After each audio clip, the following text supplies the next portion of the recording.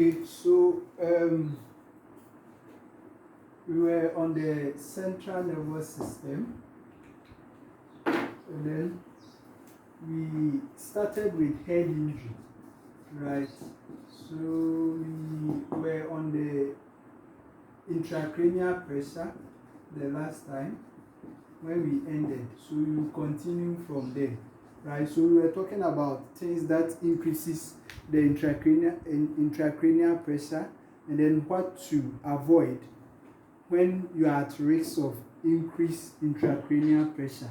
So I mentioned the causes of increased intracranial pressure, and then factors that increases intracranial pressure. It includes I talked about excessive coughing, sneezing. I talked about blowing of the nose. Extreme extension of the neck can also increase your intracranial pressure, or hip flexion can also increase the intracranial pressure. Then endotracheal or oral trachea suctioning can also increase there. So these are things to you educate the patient against it, and some of them like excessive suctioning and all that should be avoided when someone is at risk of increased intracranial pressure, right? And then anything that increases the intra-abdominal pressure, so heavy lifting and all that can also increase the intracranial pressure. And then straining at stools and then bending over to pick things from the ground. All these are things that can increase the intracranial pressure.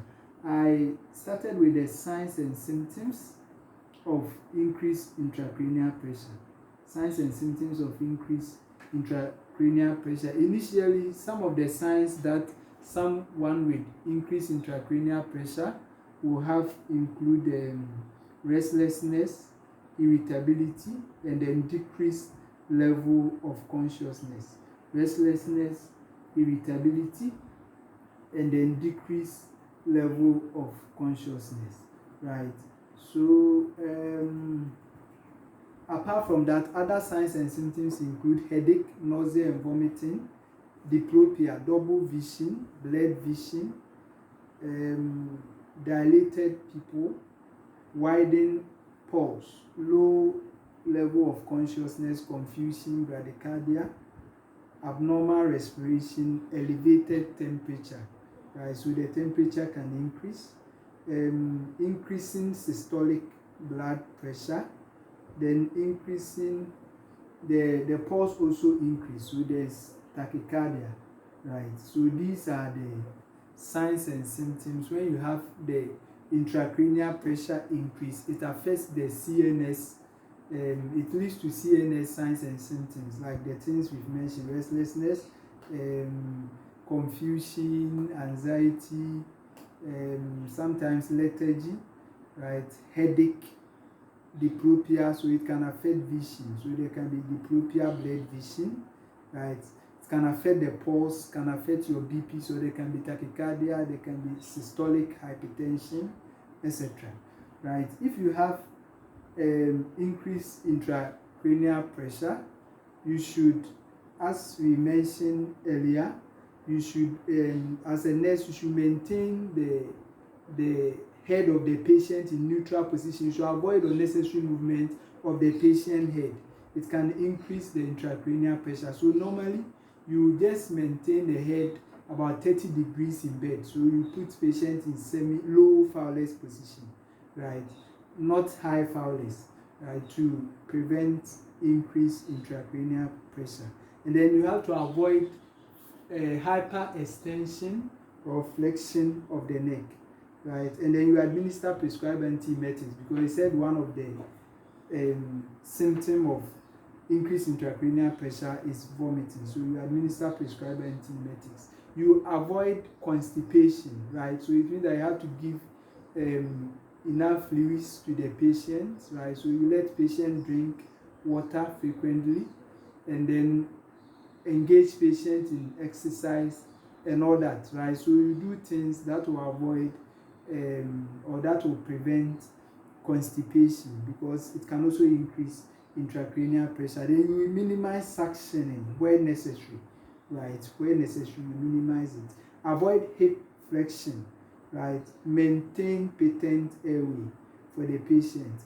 Okay, because patient can go into coma with increased intracranial pressure. You maintain calm environment because already the patient is agitated, confused, anxious, right? So you have to maintain calm environment, right?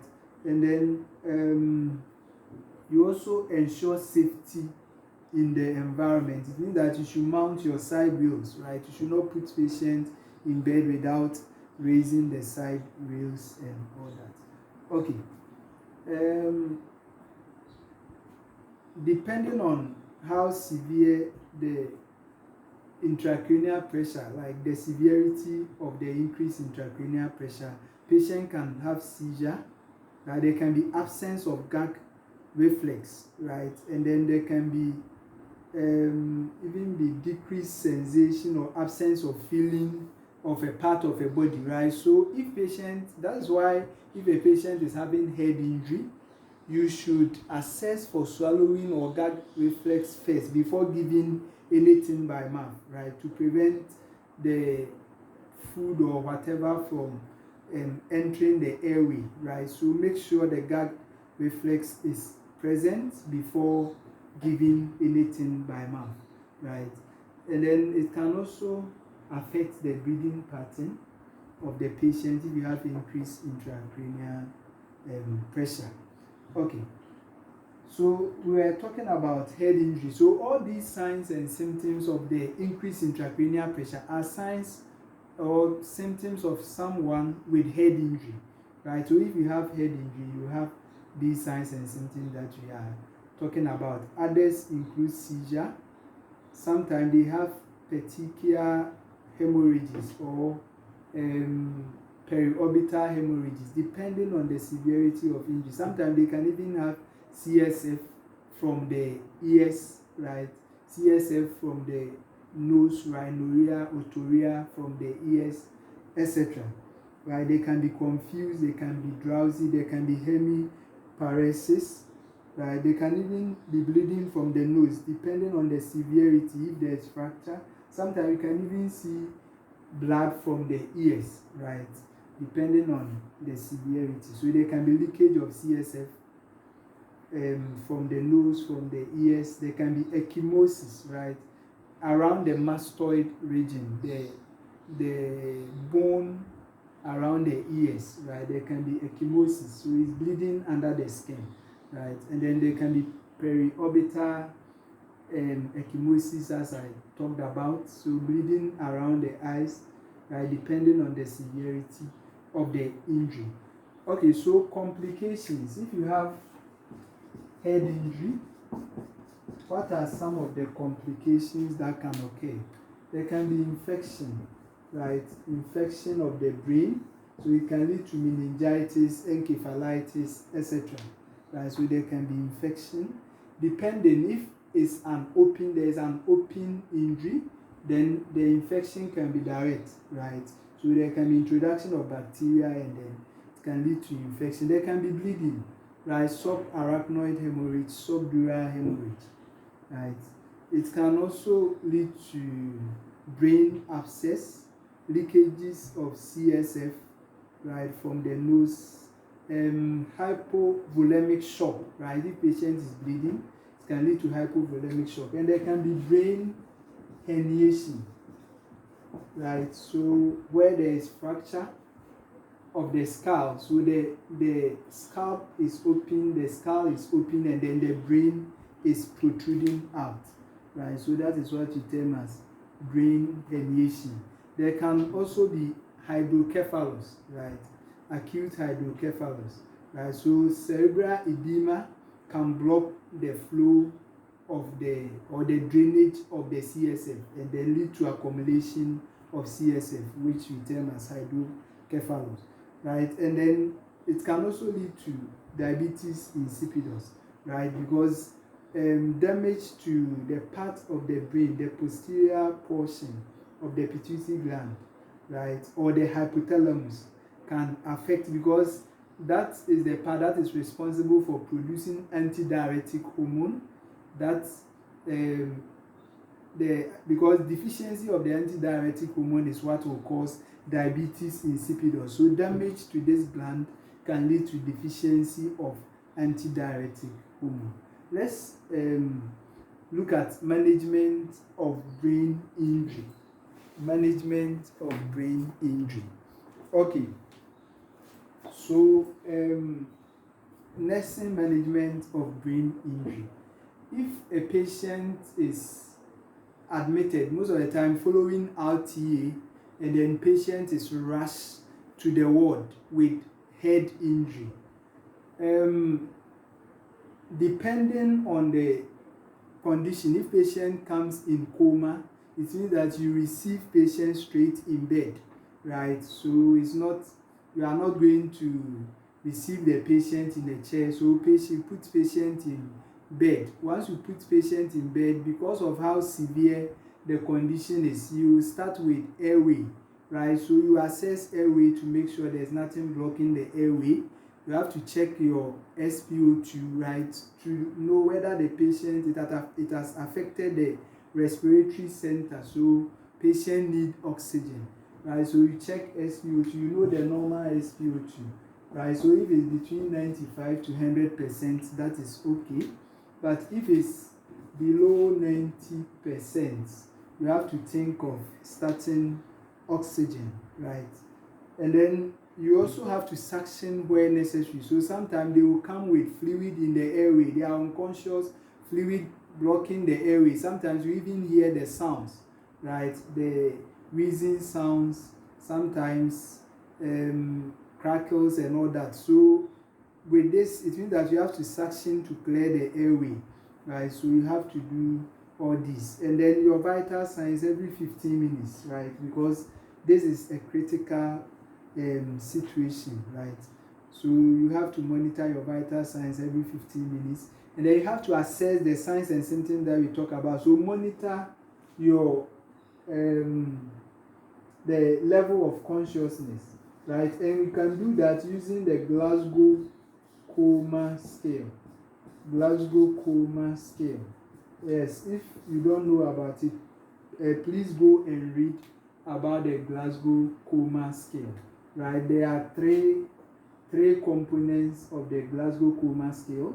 You have the eye opening, the verbal response, and then the motor response, right?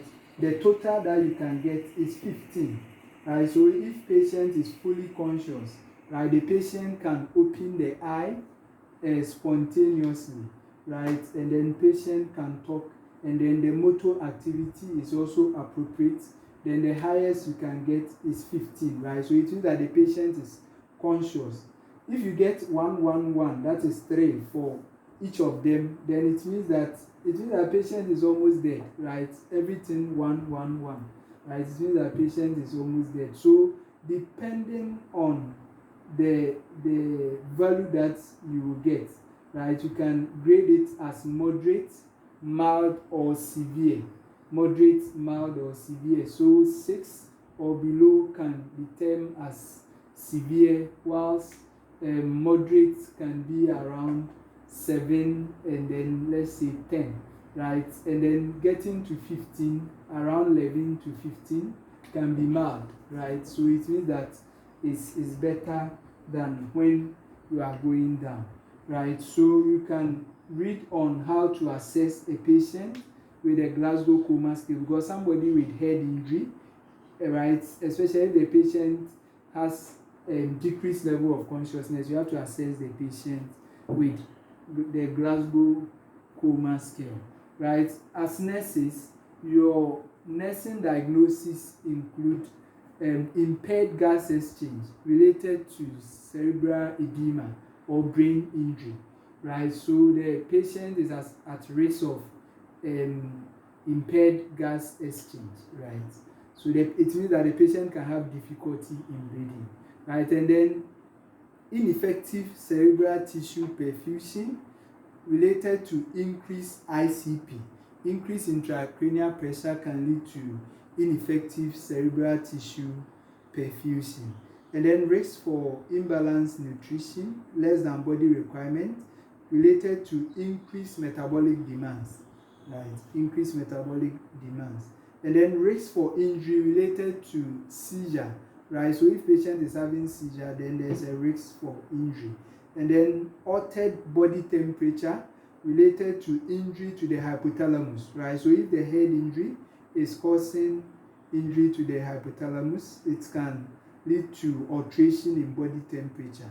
And then risks for impaired skin integrity related to immobility, right? So if the head injury is causing loss of consciousness, the patient go into coma, then the patient is at risk for bed sores, right? So impaired skin integrity, risk for impaired skin integrity, right? So when you get conditions like this, it's an emergency case, as I talked about, and then you should avoid things when you are managing this patient. You should avoid things that will increase the intracranial pressure, like hyperextension of the neck or flexion of the neck, excessive suctioning, right?